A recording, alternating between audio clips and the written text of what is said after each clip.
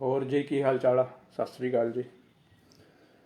ਗੱਲ ਆ ਜੀ ਆਪਣੀ 1984 ਕਤਲੇਆਮ ਤੇ ਆਪਣੇ ਅਕਾਲ ਤਖਤ ਸਾਹਿਬ ਤੇ ਜਿਹੜਾ ਸੀਗਾ ਹਮਲਾ ਹੋਇਆ ਆਪਣੇ ਹੈ ਨਾ। ਤੇ ਮੇਨ ਗੱਲ ਤਾਂ ਜੀ ਇਹਦੀ ਜਿਹੜੀ ਸ਼ੁਰੂ ਹੁੰਦੀ ਆ ਉਹ ਇੱਕ ਜਿੱਦਾਂ ਵਪਾਰਕ ਤੌਰ 'ਤੇ ਹੁੰਦੀ ਆ। ਵਪਾਰਕ ਜਿਹੜੇ ਆਪਣੇ ਲੋਕ ਆ ਉਹਨਾਂ ਦੇ ਕਰਕੇ ਇਹ ਗੱਲ ਬੀਤਦੀ ਆ। ਤੇ ਇਹਦੀ ਜਿਹੜੀ ਗੱਲ ਆ ਆਪਣੀ ਪਹਿਲਾਂ ਤਾਂ ਜਿਹੜੀ ਆਪਣੇ ਨਾ ਆਪਾਂ ਨੂੰ ਗੱਲ ਸਮਝਣੀ ਪੈਣੀ ਆ। ਉਹਦੇ 'ਚ ਨਾ ਗੱਲ ਹੈਗੀ ਜਿੱਦਾਂ ਆਪਣੇ ਕਈ ਲੋਕ ਇਹਨੂੰ ਕਹਿੰਦੇ ਜੀ ਬਲੂ ਸਟਾਰ। ਇਹ ਜਿਹੜੀ ਗੱਲ ਆ ਨਾ ਬਲੂ ਸਟਾਰ ਆਪਣੇ ਲੋਕ ਜਿਹੜੇ ਕਈ ਆਪਣੇ ਨਾ ਭਰੋਸਾ ਜਤਾ ਕੇ ਆਪਣੇ ਲੋਕਾਂ ਦੇ ਉੱਤੇ ਤੇ ਇਹ ਨਾਮ ਨੂੰ ਨਾ ਘੱਲੂ ਘਾਰੇ ਤੋਂ ਆਪਣਾ ਬਲੂ ਸਟਾਰ ਦੇ ਵਿੱਚ ਬਦਲਦੇ ਪਏ ਆ। ਤੇ ਜਿਹੜੀ ਗੱਲ ਗਲਤ ਆ ਪਰ ਇਹ ਅਸਲੀ ਗੱਲ ਆਪਣੀ ਸ਼ੁਰੂ ਹੁੰਦੀ 1944 ਤੋਂ ਜਦੋਂ ਸੰਸਾਰ ਯੁੱਧ ਹੈ ਨਾ ਲੱਗੇ ਸੀਗੇ ਆਪਣੇ ਲੱਗਿਆ ਖ਼ਤਮ ਹੋਇਆ ਵਰਲਡ ਵਾਰ 2। ਅਤੇ ਇਹਦੇ ਵਿੱਚ ਹੀ ਮੈਂ ਗੱਲ ਕਰੂੰਗਾ ਆਪਣੇ ਜਿਹੜੇ ਅਕਾਲ ਤਖਤ ਸਾਹਿਬ ਦੇ ਆਪਣੇ ਮਤੇ ਦੇ ਅਨੰਦਪੁਰ ਸਾਹਿਬ ਦੇ ਮਤੇ ਦੇ ਉੱਤੇ। ਅਤੇ ਸਭ ਤੋਂ ਪਹਿਲਾਂ ਜੀ ਆਪਣੀ ਇਹ ਗੱਲ ਸ਼ੁਰੂ ਹੁੰਦੀ ਆ 1944 ਤੋਂ ਜਦੋਂ ਸੰਸਾਰ ਯੁੱਧ ਆਪਣਾ ਖ਼ਤਮ ਹੋਇਆ ਸੀਗਾ ਦੂਜਾ। ਅਤੇ ਉਦੋਂ ਹੀ ਆਪਣੇ UN ਜਿਹੜੀ ਬਣੀ ਸੀਗੀ UN ਨੈਸ਼ਨ ਅਤੇ ਉਹਨੇ ਮਤਲਬ ਕਿ ਸਾਰੀਆਂ ਸੰਧੀਆਂ ਕਰ ਲਈਆਂ ਸੀਗੀਆਂ ਆਪਣੀਆਂ ਇਹਦੇ ਵਿੱਚ ਪੂਰੇ ਸੰਸਾਰ ਦੇ ਵਿੱਚ ਕਿ ਆਪਾਂ ਅੱਗੇ ਤੋਂ ਕੋਈ ਯੁੱਧ ਨਹੀਂ ਲੜਨਾ ਹੈਗਾ। ਕਿਉਂਕਿ ਜਦੋਂ ਆਪਾਂ ਯੁੱਧ ਲੜਦੇ ਹਾਂ ਤਾਂ ਇਹਦੇ ਵਿੱਚ ਆਪਣੀਆਂ ਸਰਕਾਰਾਂ ਦਾ ਜਿਹੜਾ ਵਾ ਇਹ ਨੁਕਸਾਨ ਹੁੰਦਾ ਵਾ। ਅਤੇ ਮੁੜ ਕੇ ਉਸ ਤੋਂ ਬਾਅਦ 'ਚ ਆਪਣੇ ਤੁਸੀਂ ਹਿਸਾਬ ਲਾਓ ਕਿ 1947 ਹੁੰਦੀ ਆ। 1947 ਹੋਣ ਦਾ ਮਤਲਬ ਜਿਹੜਾ ਸੀਗਾ ਉਹ ਇਹ ਸੀਗਾ ਕਿ ਜਿਹੜਾ ਆਪਾਂ ਤਾਂ ਲੋਕ ਸਮਝ ਗਏ ਜਿਹੜੀ UNO ਦੇ ਵਿੱਚ ਜੋ ਵੀ ਸੰਧੀ ਹੋਈ ਉਹਨਾਂ ਦੇ ਵਿੱਚ ਉਹਨਾਂ ਨੇ ਇਹ ਗੱਲ ਕਲੀਅਰ ਕੀਤੀ ਕਿ ਆਪਾਂ ਲੋਕ ਤਾਂ ਸਮਝ ਗਏ ਆ ਪਰ ਪੂਰੇ ਸੰਸਾਰ ਦੇ ਵਿੱਚ ਇੱਕ ਇੱਦਾਂ ਦੀ ਕੌਮ ਵੀ ਆ ਕਿ ਜਿਹੜੀ ਨਹੀਂ ਸੁਧਰ ਸਕਦੀ, ਜਿਹੜੀ ਆਪਣੇ ਵਪਾਰਕ ਜਿਹੜੇ ਆਪਾਂ ਵਪਾਰ ਕਰਨਾ ਵਾ ਅਤੇ ਲੋਕਾਂ ਦੇ ਉੱਤੇ ਜ਼ੁਲਮ ਵੀ ਕਰਾਂਗੇ ਪਰ ਜਿਹੜੀ ਇੱਕ ਕੌਮ ਆ ਪੰਜਾਬੀ ਕੌਮ ਉਹ ਪਿੱਛੇ ਨਹੀਂ ਹਟ ਸਕਦੀ। ਅਤੇ ਉਹੀ ਚੀਜ਼ ਨੂੰ ਦਬਾਉਣ ਵਾਸਤੇ ਉਹਨਾਂ ਨੇ 1947 ਕਰਵਾਈ। 1947 ਤੋਂ ਬਾਅਦ ਤੁਸੀਂ ਆਪ ਹੀ ਹੁਣ ਦੇਖ ਸਕਦੇ ਕਿ 1947 ਦੇ ਵਿੱਚ ਤਾਂ ਆਪਣਾ ਜਿਹੜਾ ਸੀਗਾ ਉਹਦੇ 'ਚ ਆਪਣੇ ਪੰਜਾਬੀਆਂ ਦਾ ਹੀ ਨੁਕਸਾਨ ਹੋਇਆ ਸਾਰਿਆਂ ਦਾ। ਅਤੇ ਫਿਰ ਉਹ ਚੀਜ਼ ਦੇ ਵਿੱਚ ਵੀ ਆਪਣੇ ਲੋਕ ਜਿਹੜੇ ਸੀਗੇ ਠੰਡੇ ਹੋ ਕੇ ਬਹਿ ਗਏ। ਠੰਡੇ ਹੋਣ ਤੋਂ ਬਾਅਦ ਫਿਰ 1951 ਦੇ ਵਿੱਚ ਮਸਲਾ ਉੱਠਿਆ ਸੀਗਾ ਆਪਣੇ ਪੰਜਾਬੀ ਸੂਬੇ ਦਾ। ਅਤੇ ਪੰਜਾਬੀ ਸੂਬੇ ਨੂੰ ਦਬਾਉਣ ਵਾਸਤੇ ਮਤਲਬ 1951 'ਚ ਜਿਹੜਾ ਮੋਰਚਾ ਲੱਗਿਆ ਸੀਗਾ ਪੰਜਾਬੀ ਸੂਬੇ ਨੂੰ ਲਹਿਰ ਚੱਲੀ ਸੀਗੀ ਉਹ ਚੀਜ਼ ਨੂੰ ਦਬਾਉਣ ਵਾਸਤੇ ਲਗਾਤਾਰ ਜਿੱਦਾਂ ਆਪਣੇ ਪੰਜਾਬੀ ਲੱਗੇ ਰਹੇ ਹੈ ਨਾ ਕਿ ਨਹੀਂ ਜੀ ਅਸੀਂ ਆਪਣੇ ਪੰਜਾਬ ਨੂੰ ਜਿਹੜਾ ਵਾ ਉਹ ਅਸੀਂ ਜੀ ਆਪਣਾ ਅਲੱਗ ਇੱਕ ਤਰੀਕੇ ਨਾਲ ਉਹਦਾ ਪੂਰਾ ਜ਼ੋਰ ਪਵਾਉਣਾ ਹੈ ਨਾ ਆਪਾਂ ਕਿ ਮਤਲਬ ਸਾਨੂੰ ਖੁਦ ਮੁਖਤਿਆਰੀ ਜਾਂ ਕੋਈ ਹੋਰ ਇੱਦਾਂ ਹੈ ਨਾ ਕਿ ਸਾਡੇ ਜਿਹੜੇ ਪੰਜਾਬੀ ਬੋਲਣ ਵਾਲੇ ਇਲਾਕੇ ਆ ਉਹ ਸਾਨੂੰ ਦਿੱਤੇ ਜਾਣ। ਅਤੇ ਉਹੀ ਚੀਜ਼ ਨੂੰ ਦੇਖਦੇ ਹੋਏ 1955 ਦੇ ਵਿੱਚ ਵੀ ਜਿਹੜਾ ਵਾ ਦਰਬਾਰ ਸਾਹਿਬ 'ਤੇ ਹਮਲਾ ਹੋਇਆ ਸੀਗਾ ਉਹ ਚੀਜ਼ ਨੂੰ ਦਬਾਉਣ ਵਾਸਤੇ 1951 ਤੋਂ ਬਾਅਦ ਜਿਹੜੀ ਲਹਿਰ ਚੱਲੀ ਸੀ ਲਗਾਤਾਰ। ਅਤੇ ਉਹਦੇ ਵਿੱਚ ਵੀ ਤੁਸੀਂ ਹਿਸਾਬ ਲਾਓ ਕਿ ਆਪਣੇ 1951 ਤੋਂ ਲੈ ਕੇ 1955 ਤੱਕ 20,000 ਜਿਹੜਾ ਸੀਗਾ ਆਪਣਾ ਪੰਜਾਬੀ ਸ਼ਹੀਦ ਹੋਇਆ ਸੀਗਾ। ਪਰ ਉਸ ਤੋਂ ਬਾਅਦ 'ਚ ਫਿਰ ਹੌਲੀ ਕਰਦੇ ਆਪਣਾ ਕਿ 1984 ਆਇਆ। 1984 ਦੇ ਵਿੱਚ ਵੀ ਜਿਹੜਾ ਸੀਗਾ ਆਪਣੇ ਬਹੁਤ ਸਿੰਘ ਸ਼ਹੀਦ ਹੋਏ ਪਰ ਆਪਣੇ ਇਹ ਗੱਲ ਕੋਈ ਨਹੀਂ ਕਰਦਾ ਹੈਗਾ ਕਿ ਕਿਉਂ ਇਹ ਗੱਲ ਹੋਈ ਸੀਗੀ। ਅਤੇ ਉਹਦੇ 'ਚ ਅਸਲੀ ਮਤਾ ਸੀਗਾ ਅਨੰਦਪੁਰ ਸਾਹਿਬ ਦਾ ਜਿਹੜਾ ਵਾ ਉਹ ਇਹ ਮਤਾ ਵਾ ਓਰੀਜਨਲ ਆ ਇਹ ਚੀਜ਼। ਅਤੇ ਇਹ ਸਾਰੀ ਮੈਂ ਤੁਹਾਨੂੰ ਨਾ ਪੜ੍ਹ ਕੇ ਵੀ ਸੁਣਾਊਂਗਾ ਕਿ ਕੀ ਗੱਲ ਹੋਈ ਸੀਗੀ ਅਤੇ ਕਿੰਨੀਆਂ ਮੰਗਾਂ ਸੀਗੀਆਂ। ਪਰ ਇਸ ਤੋਂ ਪਹਿਲਾਂ ਥੋੜ੍ਹੀ ਜਿਹੀ ਨਾ ਆਪਾਂ ਹੋਰ ਮੈਂ ਤੁਹਾਨੂੰ ਦੱਸ ਦੇਵਾਂ ਕਿ ਜਿੱਦਾਂ ਜਿਹੜਾ 1977 ਦੇ ਵਿੱਚ ਸੰਤ ਭਿੰਡਰਾਲੇ ਜਿਹੜੇ ਸੀਗੇ ਉਹਨਾਂ ਨੂੰ ਆਪਾਂ ਸੰਤ ਹੀ ਕਹਿੰਦੇ ਕਿਉਂਕਿ ਆਪਣੇ ਲੋਕ ਨਾ ਕਈ ਕਹਿੰਦੇ ਆ ਕਿ ਸੰਤ ਉਹਨਾਂ ਨੂੰ ਕਿਉਂ ਕਹਿੰਦੇ ਹੋ ਅਤੇ ਆਪਣੇ ਕੋਲ ਜਵਾਬ ਨਹੀਂ ਹੁੰਦਾ। ਫਿਰ ਉਹਨਾਂ ਨੂੰ ਜੀ ਕਈ ਲੋਕ ਕਹਿੰਦੇ ਆ ਕਿ ਕਾਂਗਰਸੀ ਸੀਗੇ ਉਹ, ਫਿਰ ਵੀ ਆਪਣੇ ਕੋਲ ਕੋਈ ਜਵਾਬ ਨਹੀਂ ਹੁੰਦਾ। ਪਰ ਜਿਹੜੇ ਸੰਤ ਭਿੰਡਰਾਲੇ ਸੀਗੇ ਉਹ ਉਦੋਂ ਤੱਕ ਸੰਤ ਰਹੇ ਜਦੋਂ ਤੱਕ ਨਿਰੰਕਾਰੀ ਜਿਹੜਾ ਕਾਂਡ ਨਹੀਂ ਹੋਇਆ ਸੀ 1978 ਦੇ ਵਿੱਚ।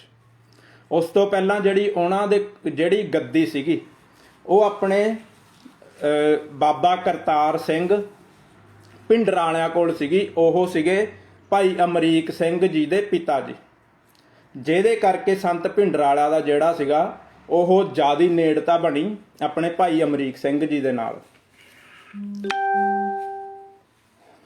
ਤੇ ਨਿਰੰਕਾਰੀ ਕਾਂਡ ਤਾਂ ਕਰਕੇ ਵਾਪਰਿਆ 13 ਅਪ੍ਰੈਲ ਨੂੰ ਕਿਉਂਕਿ ਗੱਦੀ ਤੇ 1977 ਦੇ ਵਿੱਚ ਆਪਣੇ ਸੰਤ ਭਿੰਡਰਾਲੇ ਬੈਠ ਗਏ ਸੀਗੇ ਤੇ ਉਹਨਾਂ ਦਾ ਥੋੜਾ ਜਿਹੜਾ ਰੋਹਬ ਅਲੱਗ ਸੀਗਾ। ਤੇ ਉਸੇ ਕਰਕੇ ਜਿਹੜਾ ਸਰਕਾਰਾਂ ਨੇ ਪਰਖ ਲਿਆ ਸੀਗਾ ਕਿ ਹੁਣ ਪੰਜਾਬ ਨੂੰ ਦੱਬਣ ਦਾ ਟਾਈਮ ਆ, ਕਿ ਇੱਦਾਂ ਦਾ ਬੰਦਾ ਵੀ ਹੁਣ ਗੱਦੀ ਤੇ ਆ ਕਿ ਜਿਹੜਾ ਪਿੱਛੇ ਨਹੀਂ ਹਟੂਗਾ। ਤੇ ਇਸ ਲਈ ਉਹਨਾਂ ਨੇ ਜਿਹੜਾ ਨਿਰੰਕਾਰੀ 1978 ਦੇ ਵਿੱਚ ਕਰਾਇਆ।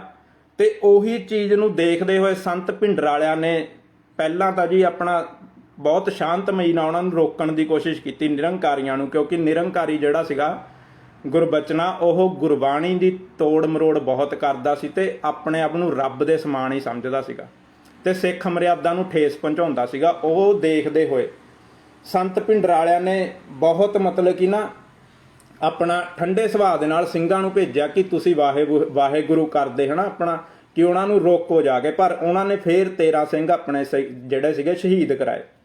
ਤੇ ਉਹੀ ਚੀਜ਼ ਨੂੰ ਦੇਖਦੇ ਹੋਏ ਮੁੜ ਕੇ ਸੰਤ ਭਿੰਡਰਾਲਿਆਂ ਨੇ ਇਹ ਸਮਝ ਲਿਆ ਸੀਗਾ ਕਿ ਜੇ ਅਸੀਂ ਸ਼ਾਂਤਮਈ ਰਹਿ ਕੇ ਵੀ ਮਤਲਬ ਆਪਣੇ ਸਿੰਘ ਸ਼ਹੀਦ ਕਰਾਉਣੇ ਆ ਤੇ ਸਾਨੂੰ ਮਤਲਬ ਕਿ ਇਹਨਾਂ ਦਾ ਟਾਕਰਾ ਕਰਨਾ ਹੀ ਪੈਣਾ ਵਾ, ਜਿਹਦੇ ਕਰਕੇ ਹੌਲੀ ਹੌਲੀ ਜਿਹੜੇ ਸੀਗੇ ਆਪਣੇ ਹਥਿਆਰ ਆਪਣੇ ਸਿੰਘਾਂ ਨੇ ਰੱਖਣੇ ਸ਼ੁਰੂ ਕਰਤੇ। ਤੇ ਜਿਨ੍ਹਾਂ ਕੋਲ ਪਿੰਡਾਂ ਦੇ ਵਿੱਚ ਵੀ ਹਥਿਆਰ ਸੀਗੇ ਆਪਣੇ ਛੋਟੇ ਰਿਵਾਲਵਰ ਜਾਂ ਜਿਹੜੇ ਵੀ, ਉਹ ਆਪਣੇ ਗੁਰਦੁਆਰੇ ਮਤਲਬ ਹਨਾ ਆਪਣੇ ਅਕਾਲ ਤਖਤ ਸਾਹਿਬ ਤੇ ਆਪਣੇ ਸੰਤ ਭਿੰਡਰਾਲਿਆਂ ਨੂੰ ਮਤਲਬ ਉਹ ਭੇਟ ਕਰਕੇ ਆਉਂਦੇ ਸੀਗੇ ਕਿ ਨਹੀਂ ਆਹ ਸਾਡੀ ਸੇਵਾ ਵਾ। ਤੇ ਤਾਂ ਹੀ ਸੰਤ ਭਿੰਡਰਾਲੇ ਕਹਿੰਦੇ ਹੁੰਦੇ ਸੀਗੇ ਕਿ ਸਾਨੂੰ ਹਥਿਆਰਾਂ ਦਾ ਜੋ ਵੀ ਹਨਾ ਉਹ ਯੋਗਦਾਨ ਪਾਇਆ ਕਰੋ। ਤੇ ਉਹੀ ਚੀਜ਼ ਦੇਖਦੇ ਹੋਏ ਮੁੜ ਕੇ ਜਿਹੜਾ ਸੀਗਾ ਸਰਕਾਰਾਂ ਨੇ ਸਾਰਾ ਆਪਾਂ ਹੁਣ ਜਿੱਦਾਂ ਕਹਿੰਦੇ ਆ ਕਿ ਆਪਣੇ ਜੀ 1984 ਕਾਂਗਰਸ ਨੇ ਕਰਵਾਇਆ, ਪਰ ਕਾਂਗਰਸ ਦੇ ਪਿੱਛੇ ਵੀ ਜਿਹੜੇ ਸੀਗੇ ਹੱਥ ਸੀਗੇ ਬਹੁਤ ਵੱਡੇ।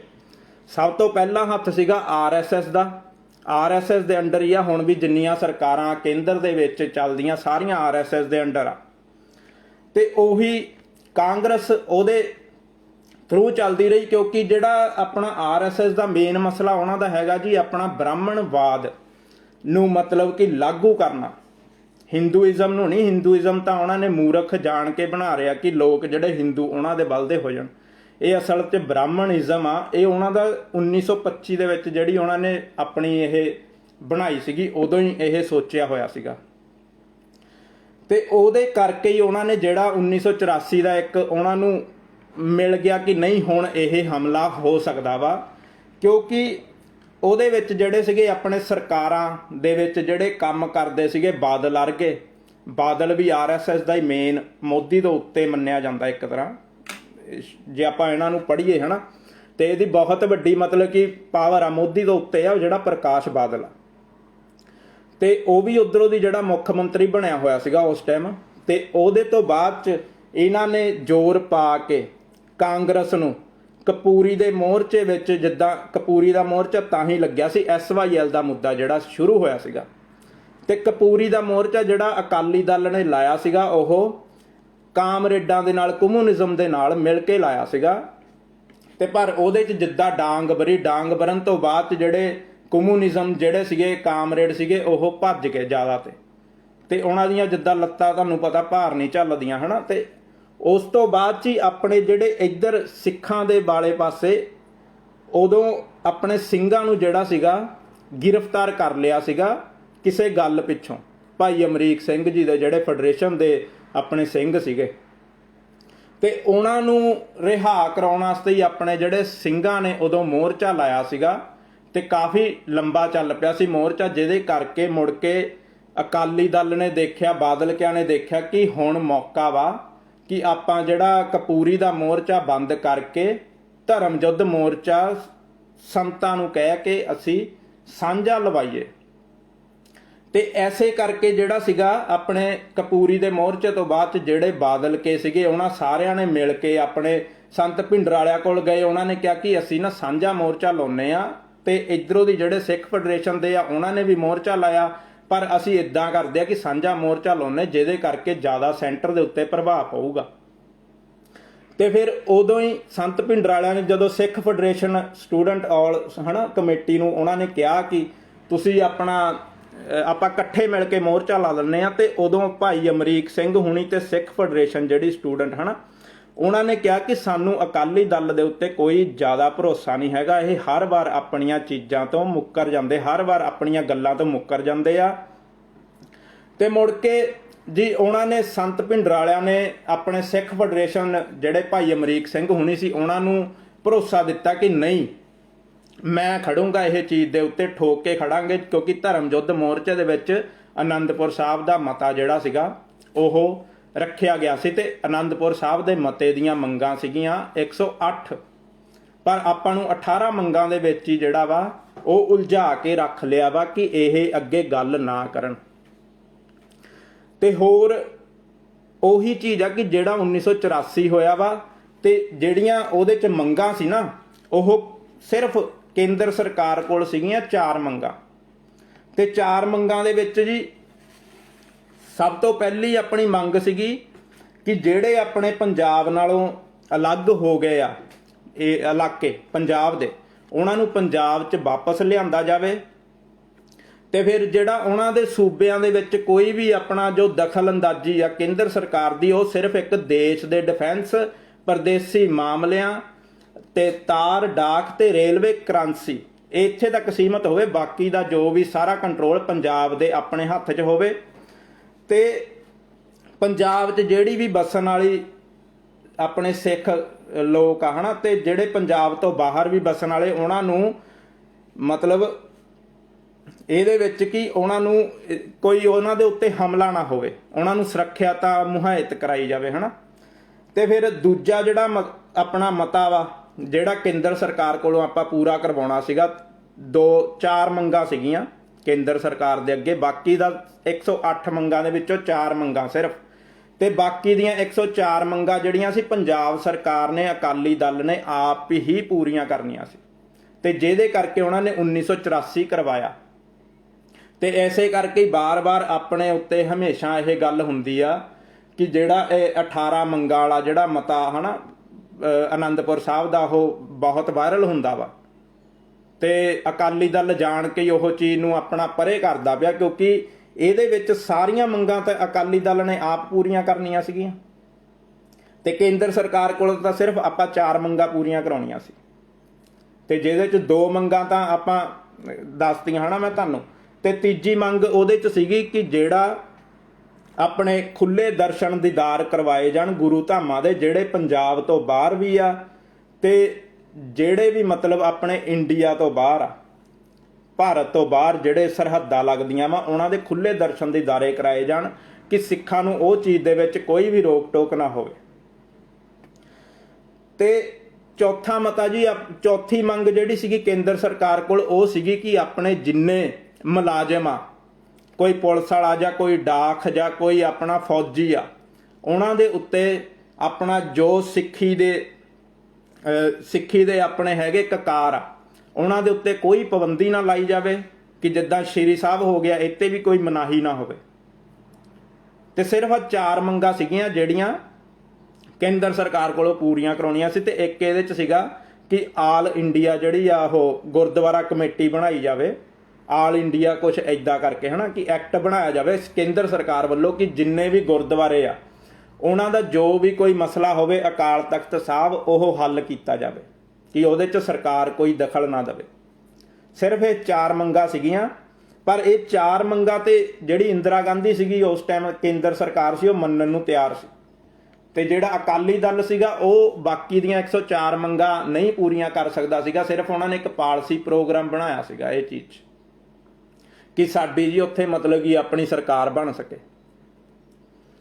ਤੇ ਫਿਰ 1984 ਇਹਨਾਂ ਨੇ ਕਰਾਇਆ, ਮਤਲਬ 8 ਅਪ੍ਰੈਲ ਦੇ ਲਾਗੇ ਛਾਗੇ ਇਹਨਾਂ ਨੇ ਜਿਹੜਾ ਸੀਗਾ ਉਹ ਆਪਣੇ ਚਿੱਠੀਆਂ ਲਿਖਣੀਆਂ ਸ਼ੁਰੂ ਕਰਤੀਆਂ ਸੀਗੀਆਂ 1984 ਦੇ ਵਿੱਚ ਸਰਕਾਰ ਨੂੰ ਕਿ ਨਹੀਂ, ਇਹ ਜਿਹੜਾ ਸੰਤ ਭਿੰਡਰਾਲਾ ਇਹ ਨਹੀਂ ਮੰਨਦਾ ਕਿ ਤੁਸੀਂ ਇੱਦਾਂ ਕਰੋ, ਦਰਬਾਰ ਸਾਹਿਬ ਦੇ ਉੱਤੇ ਹਮਲਾ ਕਰੋ ਤੇ ਇਹਨੂੰ ਖਤਮ ਕਰੋ, ਤੇ ਨਹੀਂ ਤਾਂ ਜੀ ਮਤਲਬ ਕਿ ਬਹੁਤ ਵੱਡੀ ਪ੍ਰੋਬਲਮ ਹੁੰਦੀ ਆ ਜਾਂ ਕਿੱਦਾਂ ਵਾ। ਤੇ ਇਹਦੇ 'ਚ ਜਿਹੜੀਆਂ ਸੀਗੀਆਂ ਬਾਹਰਲੀਆਂ ਸਰਕਾਰਾਂ ਜਿੰਨੀਆਂ ਵੀ ਹੋਰ ਮੁਲਕਾਂ ਦੀਆਂ, ਸਾਰੀਆਂ ਦਾ ਹੱਥ ਸੀਗਾ, ਕਿਉਂਕਿ ਉਹਨਾਂ ਨੂੰ ਪਤਾ ਵਾ ਕਿ ਜਿਹੜਾ ਅਸੀਂ ਆਪਣਾ ਸੰਸਾਰ ਯੁੱਧ ਖਤਮ ਕੀਤਾ ਵਾ ਉਹ ਉਹਨਾਂ ਨੇ ਤਾਂ ਹੀ ਕੀਤਾ ਸੀ, ਦੂਜਾ ਸੰਸਾਰ ਯੁੱਧ, ਕਿ ਬਿਜ਼ਨਸ ਅੱਗੇ ਕਿੱਦਾਂ ਚਲਾਉਣਾ। ਤੇ ਉਹਦੇ ਵਿੱਚ ਜਿਹੜਾ ਸੀਗਾ ਹਮੇਸ਼ਾ ਪੰਜਾਬ ਅੜੀ ਹੀ ਪਾਉਣੀ ਸੀਗੀ ਜੇ ਪੰਜਾਬ ਅਲੱਗ ਹੋ ਜਾਂਦਾ, ਅਲੱਗ ਮੁਲਕ ਬਣ ਜਾਂਦਾ। ਉਸੇ ਕਰਕੇ ਹੀ ਬਾਕੀ ਦੇ ਮੁਲਕਾਂ ਨੇ ਵੀ ਜਿਹੜਾ ਸੀਗਾ ਸਾਥ ਦਿੱਤਾ ਇੰਡੀਅਨ ਸਰਕਾਰ ਦਾ ਕਿ ਇਹਨਾਂ ਤੇ ਹਮਲਾ ਕਰੋ। ਤੇ ਉਹਦੇ 'ਚ ਰਸ਼ੀਆ ਵੀ ਸੀਗਾ, USSR ਦੀਆਂ ਕੰਟਰੀਆਂ, ਯੂਕਰੇਨ ਹੋ ਗਿਆ, ਹੋਰ USSR ਦੇ ਵਿੱਚ ਜਿੰਨੀਆਂ ਕੰਟਰੀਆਂ ਹਨ, ਤੇ ਇਸਰਾਈਲ ਤੇ ਫਿਲਿਸਤਾਈਨ ਜਿਹਨੂੰ ਅੱਜ ਆਪਾਂ ਕਹਿੰਦੇ ਆ ਕਿ ਮਤਲਬ ਇਹ ਸਿੱਖਾਂ ਦੇ ਹਮਾਇਤੀ ਰਹੇ ਆ, ਤੇ ਉਹਨਾਂ ਨੇ ਵੀ ਬਹੁਤ ਵੱਡੇ ਪੱਧਰ ਤੇ ਇਹਨਾਂ ਦੀ ਜਿਹੜੀ ਸੀਗੀ ਇੰਟੈਲੀਜੈਂਸੀ ਭੇਜੀਆਂ। ਫਿਰ ਇੰਗਲੈਂਡ ਨੇ ਵੀ ਇਹਦੇ ਵਿੱਚ ਹੱਥ ਰੱਖਿਆ 1984 ਦੇ ਵਿੱਚ। ਤੇ ਜਿਹੜਾ USA ਸੀਗਾ, USA ਦੂਜੀ ਸਾਈਡ ਤੇ ਹੋ ਗਿਆ, ਕਿਉਂਕਿ ਜਦੋਂ ਲੜਾਈ ਹੁੰਦੀ ਆ ਉਹਦੇ 'ਚ ਸਪਲਾਈਆਂ ਵੀ ਤਾਂ ਕਰਨੀਆਂ ਹੁੰਦੀਆਂ ਨਾ। ਪਰ ਆਪਾਂ ਹਰ ਮੁਲਕਾਂ ਨੂੰ ਕਹਿੰਦੇ ਆ ਕਿ ਨਹੀਂ ਜੀ ਇਹ ਸਾਡਾ ਇਹਨਾਂ ਨੇ ਸਾਥ ਦਿੱਤਾ ਵਾ, ਪਰ ਇੱਦਾਂ ਦੀ ਕੋਈ ਗੱਲ ਨਹੀਂ ਸੀਗੀ। ਤੇ ਉਹੀ ਗੱਲ ਆ, ਮੁੜ ਕੇ ਜਿਹੜਾ ਆਪਣਾ ਇਤਿਹਾਸ ਆ ਸਿੱਖਾਂ ਦਾ ਅੱਗੇ ਨਹੀਂ ਲਿਆਂਦਾ ਜਾ ਰਿਹਾ, ਕਿਉਂਕਿ ਆਪਣੇ ਤਾਂ ਜਰਨੈਲ ਹੀ ਕਿੱਡੇ ਵੱਡੇ ਵੱਡੇ ਤਕੜੇ ਤਕੜੇ ਜਰਨੈਲ ਹੋਏ, ਪਰ ਇਹ ਲਿਆਂਦਾ ਨਹੀਂ ਗਿਆ ਕਿਉਂਕਿ ਉਹ ਚਾਹੁੰਦੇ ਆ ਇਹਨਾਂ ਦਾ ਇਤਿਹਾਸ ਦੱਬਿਆ ਕੁਚਲਿਆ ਰਹਿ ਜਾਵੇ, ਤੇ ਇਹ ਜਿਹੜੇ ਅਣਖ ਦੇ ਨਾਲ ਪੈਦਾ ਹੁੰਦੇ ਆ ਹਨਾ, ਉਹ ਅਣਖ ਇਹਨਾਂ ਦੀ ਮਾਰੀ ਜਾਵੇ। ਤੇ ਅੱਜ ਜਿਹੜਾ ਕਿਸਾਨ ਅੰਦੋਲਨ ਵੀ ਆਇਆ ਵਾ, ਇਹ ਵੀ ਸਾਰਾ ਪੂਰੇ ਸੰਸਾਰ ਦੀਆਂ ਸਰਕਾਰਾਂ ਨੇ ਮਿਲ ਕੇ ਹੀ ਇਹ ਅੱਗੇ ਲੈ ਕੇ ਆਂਦਾ। ਪਰ ਆਪਣੇ ਹੁਣ ਦੇਖ ਲਓ ਮੋਦੀ ਨੂੰ, ਜਿੱਦਾਂ ਪਹਿਲਾਂ ਇੰਦਰਾ ਗਾਂਧੀ ਨੂੰ ਗਾਲਾਂ ਕਢਵਾਉਂਦੇ ਸੀਗੇ, ਉਹ ਤਾਂ ਕਢਵਾਉਂਦੇ ਸੀ ਕਿਉਂਕਿ ਜੇ ਇੰਦਰਾ ਗਾਂਧੀ ਇਹ ਬਾਦਲ ਕੇ ਹਨਾ ਉਸ ਟਾਈਮ ਮਿਲ ਕੇ ਕਿ ਇਹਨਾਂ ਦੀ ਜਿਹੜਾ ਸੈਂਟਰ ਦੇ ਵਿੱਚ ਸਰਕਾਰ ਇਹਨਾਂ ਦੀ ਸਿੱਧੀ ਗੱਲ ਨਾ ਹੋ ਸਕੇ ਸੰਤਾਂ ਨਾਲ, ਕਿਉਂਕਿ ਉਹ ਤਾਂ ਤੜਫਦੀ ਸੀਗੀ ਸੰਤਾਂ ਨਾਲ ਗੱਲ ਕਰਨ ਨੂੰ ਕਿ ਮੈਂ ਇਹ ਚੀਜ਼ ਦੇ ਉੱਤੇ ਠੱਲ ਪਾ ਸਕਾਂ।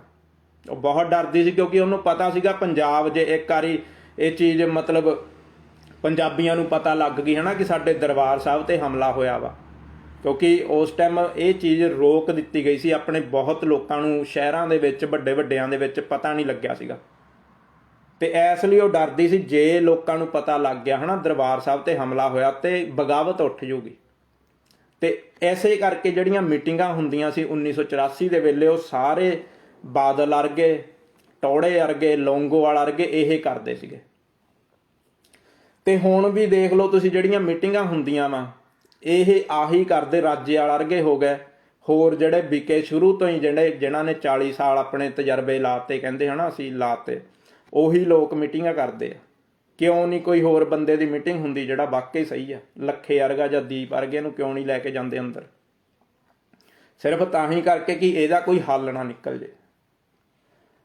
ਤੇ ਹੁਣ ਆਪਣੇ ਉੱਤੇ ਤੁਸੀਂ ਹਿਸਾਬ ਲਾਓ ਕਿ ਆਪਣਾ ਜਿਹੜਾ ਨਹਿਰੀ ਪਾਣੀ ਆ ਉਹ ਵੀ ਜਿਹੜਾ ਬਾਹਰ ਦਿੱਤਾ ਜਾ ਰਿਹਾ, ਤੇ ਆਪਾਂ ਨੂੰ ਜਿਹੜਾ ਜ਼ਮੀਨੀ ਪਾਣੀ ਵਰਤਣ ਵਾਸਤੇ ਮਜਬੂਰ ਕੀਤਾ ਜਾ ਰਿਹਾ। ਤੇ ਜ਼ਮੀਨੀ ਪਾਣੀ ਤਾਂ ਤੁਹਾਨੂੰ ਪਤਾ ਹੋਰ ਨਹੀਂ ਤੇ 10 ਸਾਲਾਂ ਤੱਕ ਖਤਮ ਹੋ ਜਾਣਾ ਇਹ। ਤੇ ਸਾਰਾ ਜਦੋਂ ਇਹ 10 ਸਾਲਾਂ ਤੱਕ ਖਤਮ ਹੋ ਗਿਆ ਤੇ ਇਹ ਰਸਤਾ ਖੁੱਲ ਜਾਣਾ, ਲੋਕਾਂ ਨੇ ਛੱਡ ਆਪਣੀਆਂ ਜ਼ਮੀਨਾਂ ਭੱਜ ਜਾਣਾ ਫਿਰ ਮੁੜ ਕੇ ਹਨਾ, ਕਿਉਂਕਿ ਜਿਹੜੇ ਸਹੀ ਆ ਉਹਨਾਂ ਨੇ ਕਹਿਣਾ ਬਾਹਰ ਸੈੱਟ ਹੋਈਏ। ਤੇ ਐਸੇ ਕਰਕੇ ਆ ਬਾਹਰਲੇ ਮੁਲਕਾਂ 'ਚ ਵੀ ਜਿਹੜਾ ਅਸਾਈਲਮ ਕੇਸ ਆਪਣੇ ਲੋਕਾਂ ਨੂੰ ਆਸਾਨੀ ਨਾਲ ਮਿਲਦਾ, ਕਿਉਂਕਿ ਉਹ ਚਾਹੁੰਦੇ ਆ ਕਿ ਇਹ ਲੋਕ ਉਹ ਧਰਤੀ ਤੇ ਨਾ ਰਹਿਣ, ਜਿਹਦੇ ਕਰਕੇ ਉਹਨਾਂ ਨੂੰ ਵਪਾਰ ਕਰਨਾ ਮੁੜ ਕੇ ਸੌਖਾ ਹੋਵੇ। ਤੇ ਬਾਕੀ ਹਨਾ ਚਲੋ ਠੀਕ ਆ, ਅਗਲੀ ਕੋਈ ਵੀਡੀਓ ਹੋਰ ਬਣਾਉਂਗਾ। ਤੇ ਆਪਣਾ ਲਾਈਵ ਦੇ ਵਿੱਚ ਤਾਂ ਇੰਨਾ ਹੀ ਕਹਿ ਸਕਿਆ। ਵੈਸੇ ਸਹੀ ਦੱਸਾਂ ਮੈਂ ਇਹ ਚੀਜ਼ ਦੇ ਉੱਤੇ ਗੱਲ ਨਹੀਂ ਹੁੰਦੀ ਮੇਰੇ ਕੋਲ ਹਨਾ, ਕਿਉਂਕਿ ਇੰਨਾ ਕੁ ਜ਼ਿਆਦਾ ਬੰਦਾ ਜਦੋਂ ਅਸਲੀਅਤ ਨੂੰ ਜਾਣਦਾ ਵਾ ਉਹਦੇ ਕੋਲੋਂ ਗੱਲ ਕਰਨ ਦਾ ਮਤਲਬ ਕਿ ਸ਼ਮਤਾ ਨਹੀਂ ਹੁੰਦੀ ਹਨਾ, ਕੰਟਰੋਲ ਨਹੀਂ ਹੁੰਦਾ। ਮੇਰੇ ਕੋਲ ਵੀ ਇਸ ਟਾਈਮ ਕੋਈ ਕੰਟਰੋਲ ਨਹੀਂ ਸੀ ਮੇਰੇ ਉੱਤੇ ਹਨਾ, ਤੇ ਸੌਰੀ ਹਨਾ ਇਹ ਚੀਜ਼ ਦਾ, ਕਿਉਂਕਿ ਇਹ ਚੀਜ਼ ਮੈਨੂੰ ਨਾ ਦੱਸਣ ਦੇ ਵਿੱਚ ਨਹੀਂ, ਬੰਦਾ ਕਰੇ ਹਨਾ ਜਾ ਕੇ ਗਰਾਊਂਡ ਲੈਵਲ ਤੇ ਫੇਰ ਮਜ਼ਾ ਆਉਂਦਾ ਵਾ। ਹੁਣ ਮੈਂ ਇੱਥੇ ਬੋਲੀ ਤਾਂ ਜਾਂਦਾ ਵਾਂ ਪਰ ਮੈਨੂੰ ਉਹੋ ਜਿਹਾ ਆਇਆ ਨਹੀਂ ਹੈਗਾ, ਸਿਰਫ ਤੁਹਾਨੂੰ ਦੱਸ ਹੀ ਸਕਿਆ ਵਾਂ, ਹੋਰ ਕੁਛ ਨਹੀਂ ਕਰ ਸਕਿਆ ਮੈਂ। ਤੇ ਮੈਂ ਤੇ ਚਾਹੁੰਦਾ ਵਾਂ ਕਿ ਆਪਾਂ ਫੇਰ ਇੱਕ ਵਾਰੀ ਇਕੱਠੇ ਹੋਈਏ ਸਾਰੇ, ਕਿਉਂਕਿ ਇਕੱਠ ਤੋਂ ਡਰਦੇ ਆ ਇਹ। ਤੇ ਜੇ ਆਪਾਂ ਇਕੱਲੇ ਜਾਣੇ ਇਹਨਾਂ ਨਾਲ ਪੰਗੇ ਲਵਾਂਗੇ ਤੇ ਫਿਰ ਖੂੰਜੇ ਲਾ ਦੇਣਗੇ। ਇਸ ਲਈ ਆ ਬਾਰ-ਬਾਰ ਹੁੰਦਾ ਵਾ ਜਿਹੜੀਆਂ ਬੁੱਢੀਆਂ ਜਥੇਬੰਦੀਆਂ ਅੱਜ ਬਰਗਾੜੀ ਦਾ ਜਿਹੜਾ ਅੱਜ ਇਹਨਾਂ ਨੂੰ ਯਾਦ ਆ ਗਿਆ 5 ਸਾਲਾਂ ਬਾਅਦ 'ਚ, 5 ਸਾਲ ਪਹਿਲਾਂ ਵੀ ਮੋਰਚਾ ਲੱਗਾ ਸੀਗਾ ਪਰ ਇਹਨਾਂ ਨੂੰ ਯਾਦ ਨਹੀਂ ਆਇਆ ਉਹ। ਤੇ ਇਹ 5 ਸਾਲਾਂ ਬਾਅਦ 'ਚ ਇਹਨਾਂ ਦੇ ਜੀ ਅੰਦਰੋਂ ਜ਼ਮੀਰਾਂ ਜਗ ਗਈਆਂ ਤੇ ਇਹਨਾਂ ਨੇ ਮੋਰਚਾ ਲਾ ਲਿਆ। ਕਾਹਦੇ ਲਈ? ਸਿਰਫ ਪਰਖਣ ਵਾਸਤੇ ਕਿ ਕਿਹੜੇ ਮੁੰਡੇ ਜਿਹੜੇ ਆ ਉਹ ਪੰਜਾਬ ਦੇ ਅੱਗੇ ਲੱਗਣ ਵਾਲੇ ਆ ਤੇ ਉਹਨਾਂ ਦਾ ਕੰਮ ਕਰਵਾਈਏ। ਇਸ ਲਈ ਆਪਾਂ ਨੂੰ ਜਿੰਨਾ ਚਿਰ ਆਪਾਂ ਇਕੱਠੇ ਨਹੀਂ ਹੁੰਦੇ, ਇਕੱਲੇ ਇਕੱਲੇ ਇਹਨਾਂ ਦੇ ਮਗਰ ਲੱਗਦੇ, ਇਹਨਾਂ ਨੇ ਆਪਣਾ ਕੰਮ ਪਵਾਉਣਾ ਹੀ ਆ। ਕਿ ਸੋ ਇਕੱਠੇ ਹੋਣ ਦਾ ਟਾਈਮ ਆ, ਨਹੀਂ ਇਕੱਠੇ ਹੋਵਾਂਗੇ ਤੇ ਫਿਰ ਤੁਹਾਨੂੰ ਪਤਾ ਹੀ ਆ ਕੁਝ ਵੀ ਨਹੀਂ ਕਰ ਸਕਦੇ ਆਪਾਂ। ਤੇ ਮੇਰਾ ਵੀ ਇਹੀ ਆ ਕਿ ਆਪਾਂ ਇਕੱਠੇ ਹੋਈਏ, ਇਕੱਠੇ ਹੋ ਕੇ ਫਿਰ ਇਹਨਾਂ ਨੂੰ ਫੜੀਏ ਕਿ ਹਾਂ ਵੀ ਆ ਜਾਓ ਹੁਣ। ਤੇ ਬਾਕੀ ਚਲੋ ਠੀਕ ਆ ਹਨਾ, ਮੈਂ ਤਾਂ ਜਜ਼ਬਾਤੀ ਹੋਈਆਂ ਹਰ ਵਾਰ, ਤਾਂ ਹੀ ਕਈ ਹੁਣ ਪੁੱਛਦੇ ਵੀ ਆ ਮੈਨੂੰ ਕਿ ਤੂੰ ਇਦਾਂ ਗੁੱਸੇ ਜਿਹੇ ਵਰਗਾ ਮੂੰਹ ਬਣਾ ਕੇ ਕਿਉਂ ਵੀਡੀਓ ਹਨਾ ਬਣਾਉਣਾ, ਕਿਉਂਕਿ ਅੰਦਰ ਇੰਨੀ ਅਸਲੀਅਤ ਜਿੱਦਾਂ ਪਤਾ ਲੱਗਦੀ ਆ ਨੋਰਮਲ, ਫਿਰ ਹੱਸਣ ਦਾ ਤਾਂ ਰਹਿ ਹੀ ਨਹੀਂ ਜਾਂਦਾ ਕੋਈ ਵੀ। ਚਿਹਰਾ ਤੇ ਤੁਹਾਨੂੰ ਪਤਾ ਫਿਰ ਨੋਰਮਲ ਹੀ ਉੱਦਾਂ ਦਾ ਹੀ ਬਣ ਜਾਂਦਾ ਵਾ, ਜਿੱਦਾਂ ਆਪਾਂ ਜਿਹੜੇ ਗੱਲਾਂ ਦੇ ਵਿੱਚ ਰਹੀਏ ਫਿਰ ਮੁੜ ਕੇ। ਤੇ ਚਲੋ ਠੀਕ ਆ ਹਨਾ, ਹੱਸਦੇ ਵੱਸਦੇ ਰਹੋ ਸਾਰੇ, ਖੁਸ਼ੀ